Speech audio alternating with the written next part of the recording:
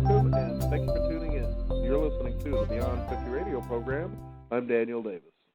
We seem to live in a world of chaotic fear and impossibility that leaves a lot of people ramped up, rude, and certainly recites rhetorical, political incorrectness and tacit approval for all to create acts of incredible misery, emotional upheaval, and unconscionable violence. On our program today, we're joined with Reverend Violet Young, whose solution is to practice acts of radical kindness that can change your world. It's also a lot of fun, and it's pretty easy to be a goodwill ambassador wherever you go. So we're going to talk today about how life is just too damn short to be anything less than loving. Reverend Violet Young, thank you for joining us here on the Beyond 50 radio program. Well, thank you, Daniel, for allowing me to be here with you. This is always an honor for me. I always enjoy our conversations. Now, let's talk about, now you wrote an article about this here, and you talk about how we are on a road to ascension. So let's talk about what that really means and what's going on with the current climate today.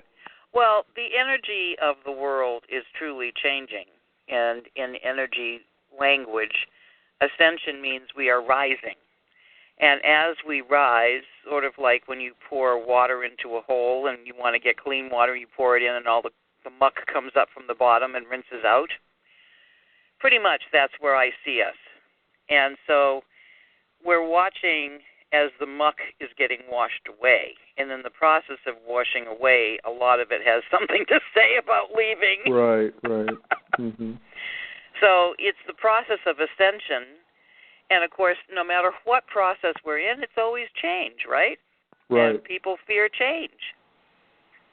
And, you know, as change happens, I mean, right now I'm living in Yachats, Oregon.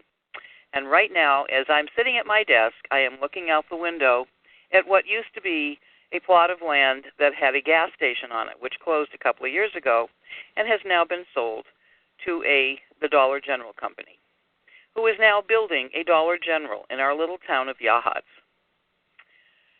That's a big change because we've never had anything like this.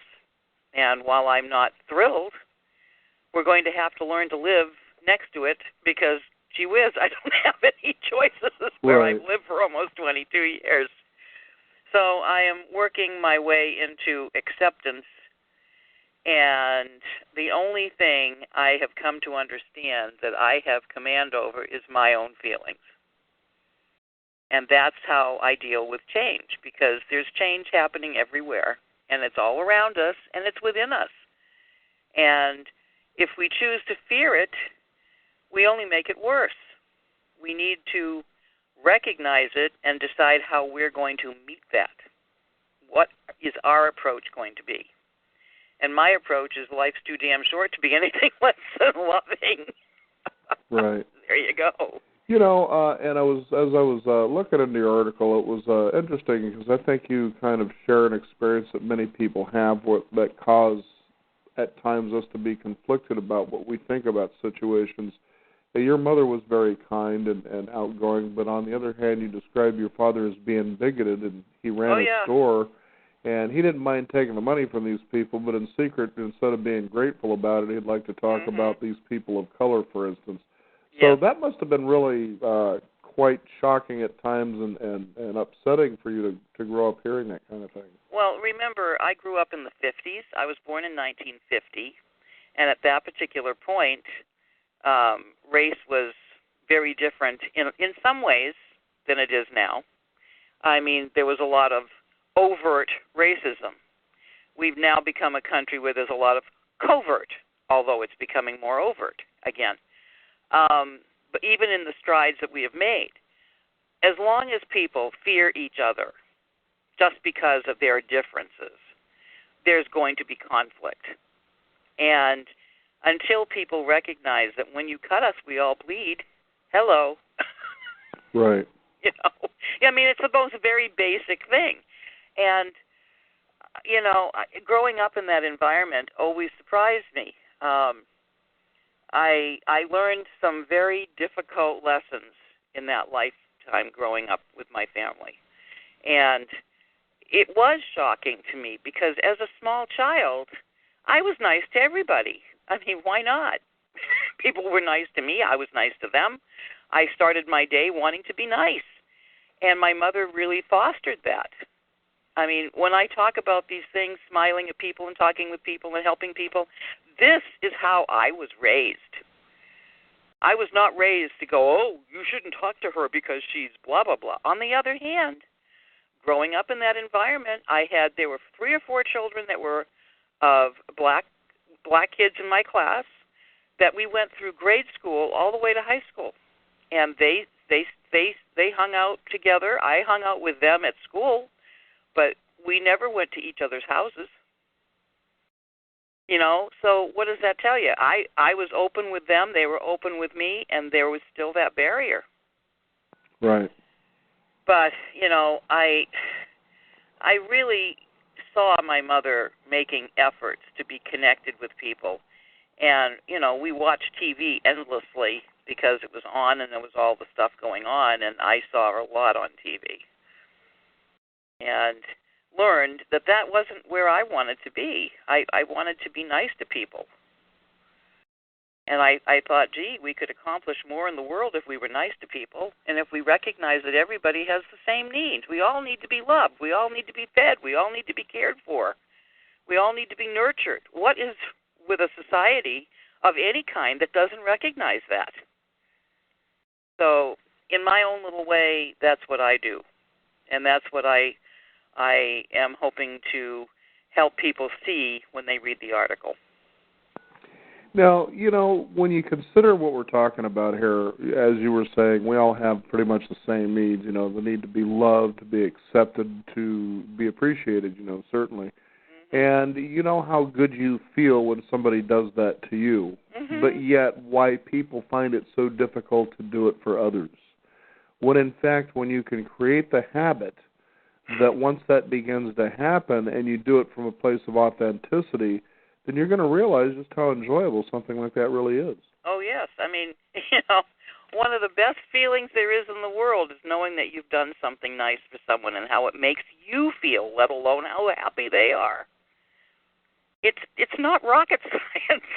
You know, they make it out to be so complicated, but it's not.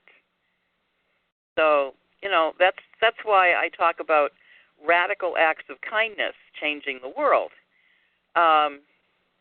You know, there's a wonderful program that, you know, people have been following, Random Acts of Kindness and Senseless Acts of Beauty, and I fully support this. But the fact that it's random, you know, it's intermittent, I want to make it every day. I want it to be radical. Every day we do this. Every day I do this. From just helping somebody to smile. When you smile at someone, you send positive energy to them. They receive it. Some people don't know what to do with it. Other people do. But even if they don't know what to do with it, they still receive at least some of that positive energy. And the more positive energy we can generate, we are self-generating positive energy mechanisms. And all we have to do is smile. It's not complicated. Now, what are some other suggestions that you like to give to people? Well, I know that people seem to be afraid to talk to each other or connect with each other. You know, and partly I'm living in a small community where there's more of that. I mean, I live in a community where somebody's sick, they throw a fundraiser. I mean, I can't tell you the number of spaghetti dinners or little auctions or, you know, whatever is going on in this community. Somebody always needs some help. So we are a fun area to live in because people do care. And because we're kind of isolated out here on the coast, we know we have to help each other. But you can do that anywhere. So if you're in line at Fred Meyer's and you're buying your groceries, you could put $5 towards the person's behind you order. It's not a big deal. You you just tell the clerk, add $5 to my bill, I'll pay you, and you give it to them. Or you can leave her a $5 bill and say, put that towards. And just tell the next person behind me that I helped them pay their groceries. People do this, you can do it in line at Starbucks or Dutch Brothers or any coffee place. You can do it wherever you go. If you don't have that kind of money, you can help somebody out with their bundles. You can tell them they look nice in an outfit that they're wearing. Now, mind you, it shouldn't be something that you don't think is nice. But if you generally have an appreciation for somebody's style, to tell them is a nice thing. I've had that happen to me. I was at a Christmas event, and I was all dolled up with all kinds of Christmas, I had a hat, and I had a shirt, and I had a vest, and somebody said, "Oh, I like your style. You look so festive."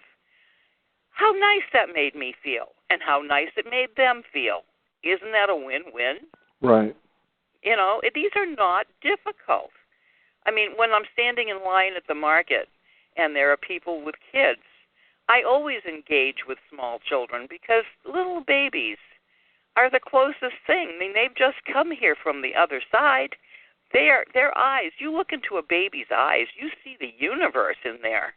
I take every opportunity I can to just soak up whatever information I might get that way.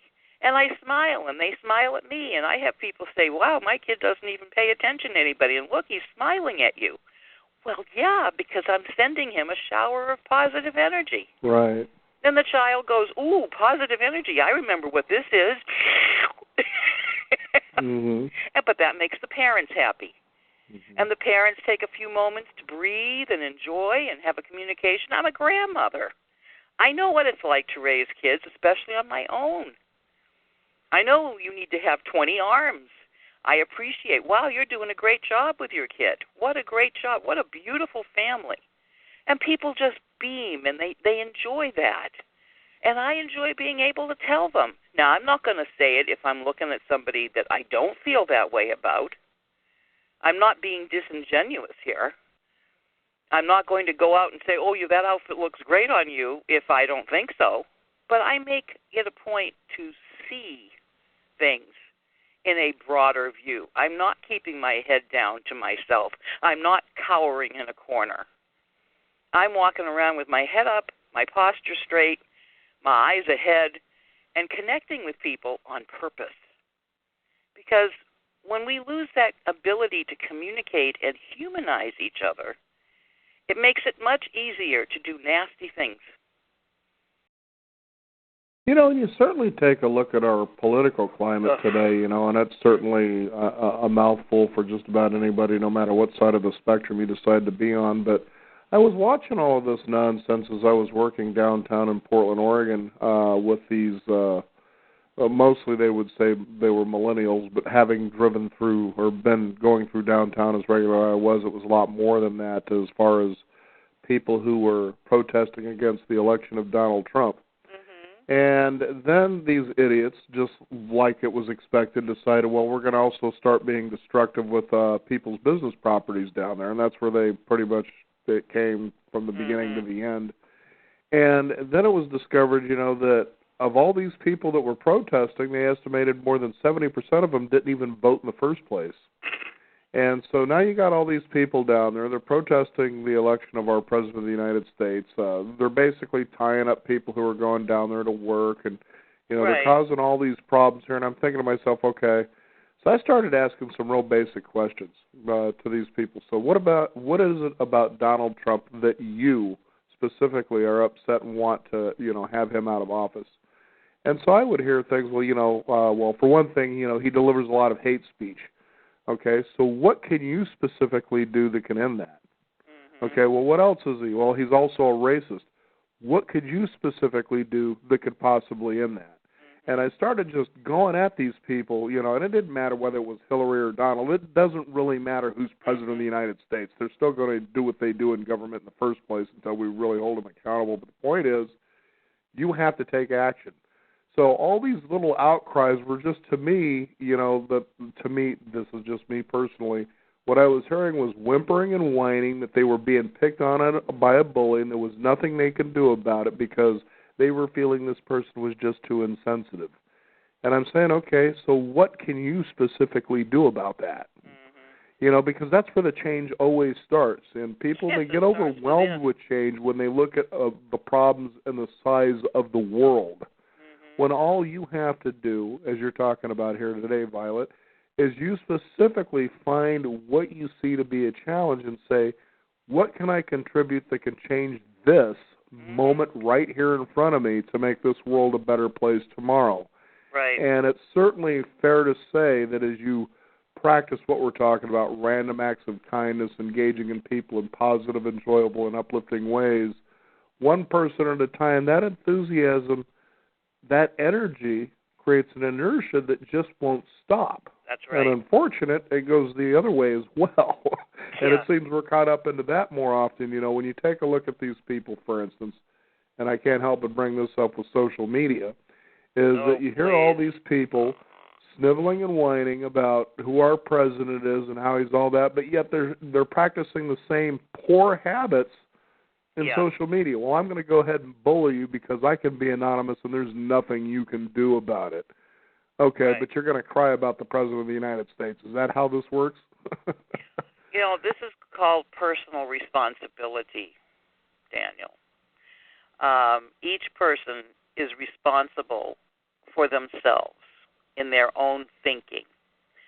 I recognize for myself that I can choose whether now it takes a while to come to this realization because we are in a culture of being told what to think, what we should do, what we should want.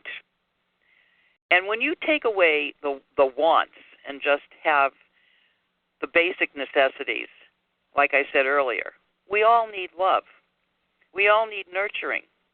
We all need attention and care. We all need to eat.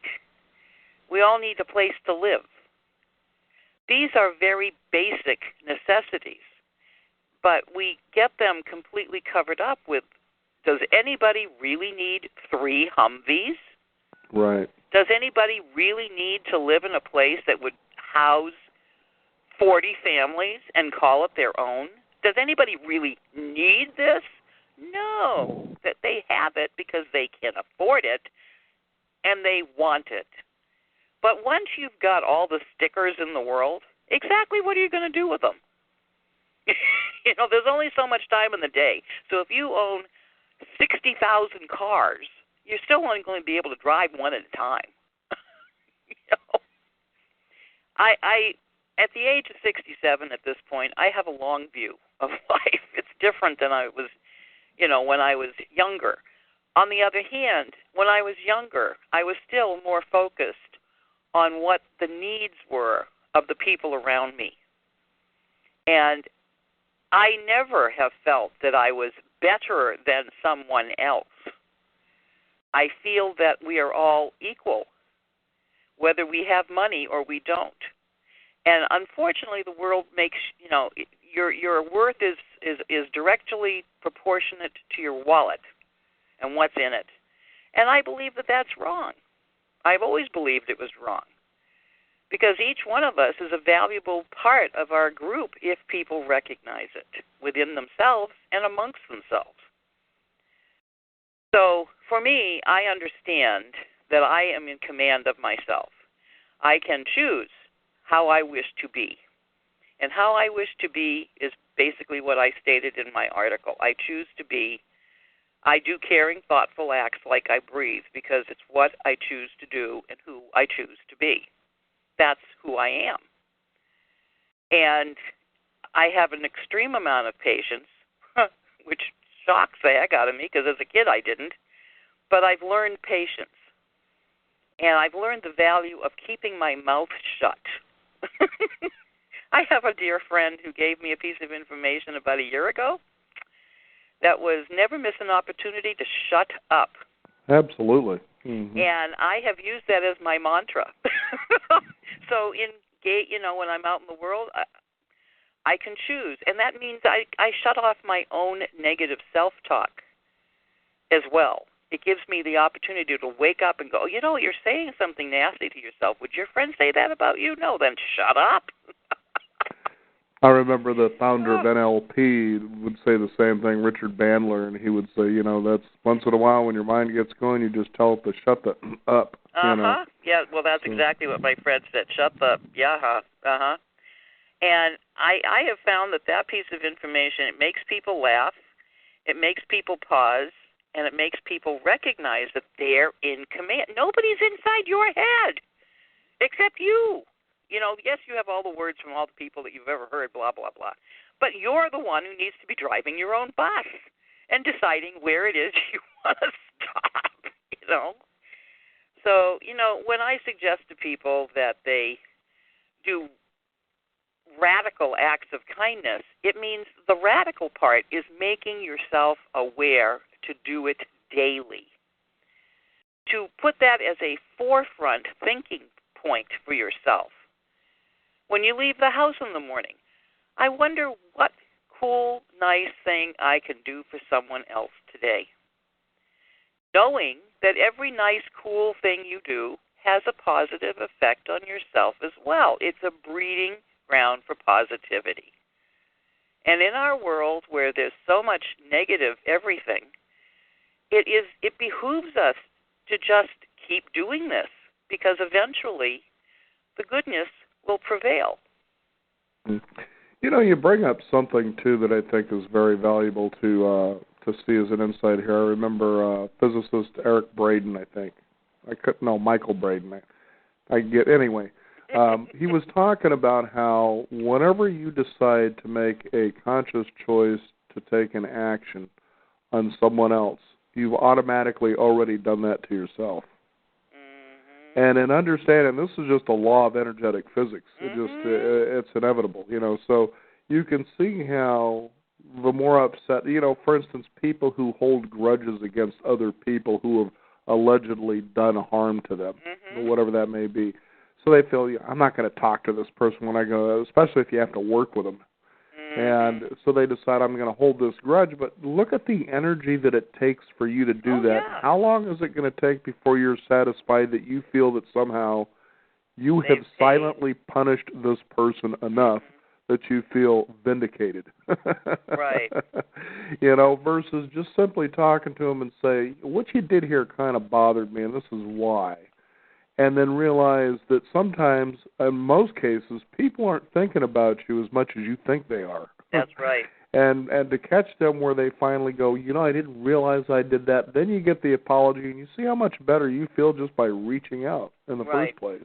So yeah, I am a big promoter of forgiveness, and I find that forgiveness does not, understanding forgiveness. Forgiveness does not mean that you agree with what somebody's done to you. Forgiveness does not mean that you condone it. Forgiveness certainly doesn't mean that you want them to do more of it. Forgiveness means that you're releasing the connective hook that you have each connected with it, so that you can go off and live your life in peace. Because if you don't, then you are basically collecting toilet paper on your shoe for your life. Right. And we've all seen people walking around with the energetic toilet paper stuck in their shoe, and how long that can be, and how dragged down people get. And what a waste of energy it is to do that. Keeping in mind that each person who comes into this world has their own lessons to learn, their own path to follow, etc. That's why we're in command of ourselves. We need to look deeply within ourselves, listen to our little inner voice, and hear the positive messages that we're given. And in order to do that, one needs self-reflection. And that's, critical thinking, self-reflection. These are things that sometimes you talk to people and they look at you like you have 6 heads. What is that? What does that mean? Well, I practice that a lot. If somebody tells me something about myself that I disagree with, instead of just throwing it out because I don't agree with it, I actually mull it over and find out in my own head and in my own heart, what did I do to make them think that or say that, and what part do I need to examine to make sure that isn't happening? I don't just throw it out because I don't like it. I try to pay attention to how I can adapt and how I can make change.